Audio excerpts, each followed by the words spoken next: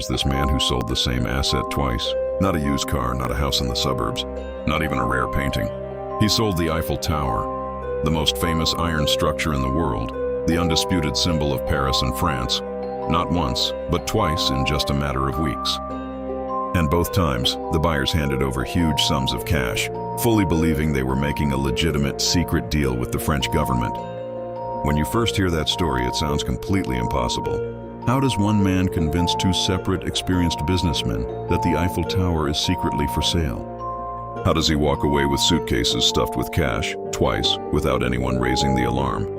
And why did the victims stay silent even after they realized they'd been scammed? Today, we're diving deep into one of the boldest, most audacious confidence tricks in history. The incredible true story of Victor Lustig, the man who sold the Eiffel Tower twice. Buckle in, because this isn't just a tale of clever deception. It's a masterclass in human psychology, the power of authority, the danger of greed mixed with shame, and how easily a well-crafted story can override logic and common sense.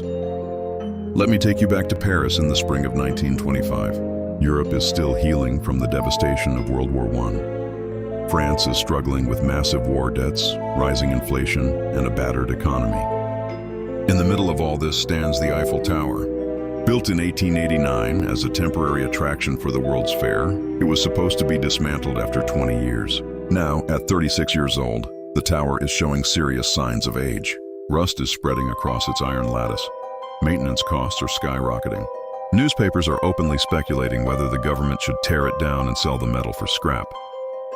Victor Lustig, a 35-year-old Czech-born con artist with a charming smile, perfect manners, and a gift for languages, reads these rumors and sees something no one else does. A once-in-a-lifetime opportunity. Lustig doesn't waste time. He forges official government stationery with the letterhead of the Ministry of Posts and Telegraphs, the department supposedly responsible for the tower. He creates fake credentials identifying himself as the Deputy Director General. He rents a luxurious suite at the prestigious Hôtel de Crillon, one of the most expensive hotels in Paris, and has elegant invitation cards printed on high-quality paper. But here's what makes him a genius. He doesn't target random people. He carefully researches and selects his marks. Two wealthy scrap metal dealers who are ambitious, greedy for big opportunities, and not deeply connected to high Parisian society. The first target is André Poisson, a respectable but somewhat naive businessman eager to make a name for himself in the industry.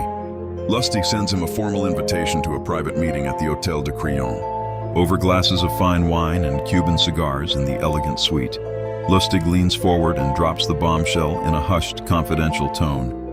The French government has made a difficult decision. The Eiffel Tower has become too expensive to maintain. They have secretly decided to sell it for scrap metal. But the public must never know. There would be riots. This deal has to remain completely confidential. Only a few high officials are aware of it.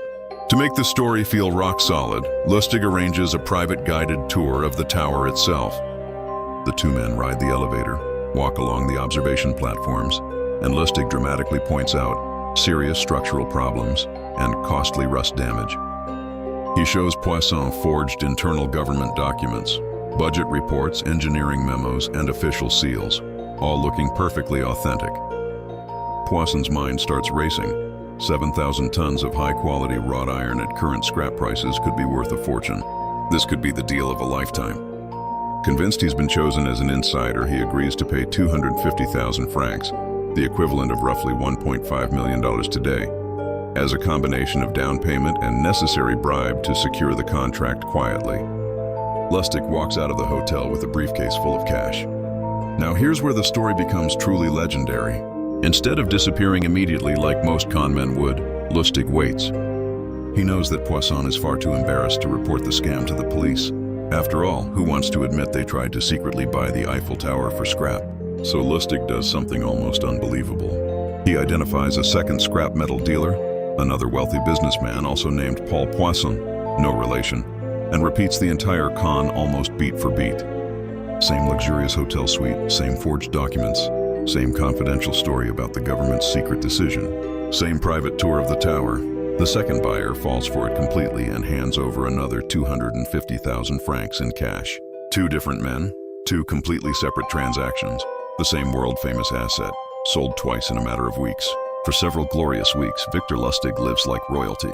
He now has $500,000 francs, an absolute fortune in 1925 France.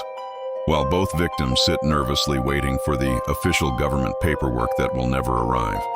But the real twist that makes this story unforgettable is what happens next. When André Poisson finally realizes he's been swindled, he makes a surprising decision. He stays completely silent. The shame of being tricked into trying to buy a national monument is simply too humiliating. He never goes to the police. The second buyer eventually figures it out as well, but by then, Lustig has already fled the country with the money. French authorities only learn about the double sale much later and launch an investigation, but the trail has gone cold. Victor Lustig was no ordinary street hustler. He was a sophisticated psychological operator. He understood that the best cons don't rely purely on greed. They rely on a perfect blend of authority, secrecy, flattery, and the victim's own fear of embarrassment. He didn't just sell iron. He sold the intoxicating feeling of being an insider in a corrupt system. He made his victims feel special, chosen, and smart for getting in on a secret government deal. His skills went far beyond the Eiffel Tower. In 1926, Lustig traveled to Chicago and pulled off one of the most audacious follow-up cons ever recorded. He convinced none other than Al Capone, the most feared gangster in America, that he could double $50,000 in a high-stakes investment within 60 days. Capone handed over the cash. 6 weeks later, Lustig returned the entire $50,000 untouched, explaining regretfully that the deal had unfortunately fallen through. Impressed by such honesty in the criminal underworld, Capone gave Lustig a $5,000 tip for his trouble. In one brilliant move, Lustig had been paid $5,000 simply for returning the original money. French police files from the era described Lustig as extremely intelligent, multilingual, charming, and possessing nerves of steel. He was wanted by Interpol and used multiple fake passports and identities.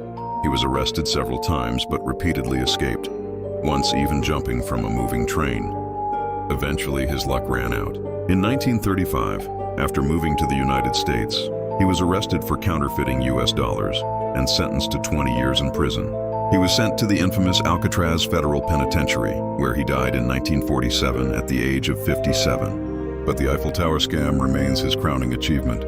Think about the sheer audacity of it all. In 1925, Paris was one of the most cultured and sophisticated cities on the planet.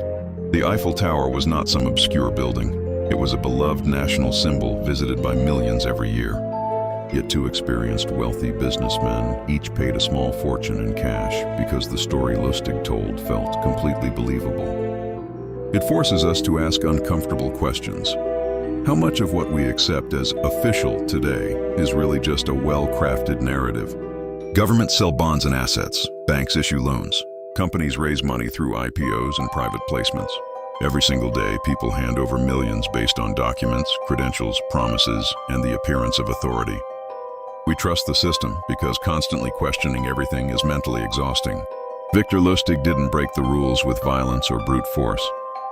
He simply understood human nature better than the system itself did. He knew that people don't buy steel or iron. They buy the dream of a secret, once-in-a-lifetime opportunity. They don't invest based on cold facts alone. They invest in the feeling of being specially chosen. In that sense, his scam wasn't really about selling the Eiffel Tower twice. It was about selling something far more valuable and dangerous, the powerful illusion of inside information. Today, the Eiffel Tower still stands tall over Paris, stronger, more illuminated, and visited by over 7 million people every year. The very iron that Lustig tried to sell for scrap metal now generates billions in tourism revenue. The tower has become a monument not just to engineering, but to human gullibility and the enduring power of a convincing story. But the real lesson goes much deeper. In our modern world of digital documents, verified emails, official websites, and AI-generated content, Victor Lustig's methods feel more relevant than ever. Deepfakes, phishing scams, fake investment opportunities, and exclusive deals flood our inboxes and social feeds daily. Many of them use the exact same psychological tricks Lustig mastered nearly a century ago, creating urgency, offering secrecy, and making victims feel like insiders. We like to believe we're too smart to fall for such cons today. Yet every year, millions of people lose billions to sophisticated schemes that prey on the same weaknesses: greed, trust in authority, and fear of missing out. The technology has changed, but human nature hasn't. Victor Lustig proved that the most dangerous lie isn't the one that looks fake. It's the one that looks completely official, completely logical, and perfectly timed.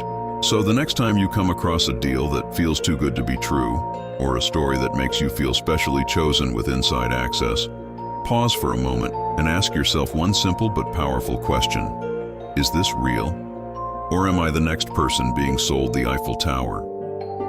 If you enjoyed this deep dive into one of history's greatest confidence tricks, drop a tower emoji or the word Eiffel in the comments below. Let me know which historical con artist or unbelievable true story you want me to cover next. If you're new here and love these well-researched, storytelling-rich videos, hit that subscribe button and turn on notifications. We uncover the most fascinating hidden chapters of history every single week. Also, check out my recent video on the Dutch East India Company and the House of Orange if you enjoy these deep financial and power stories. Thanks so much for watching. Stay curious, stay sharp, and I'll see you in the next one.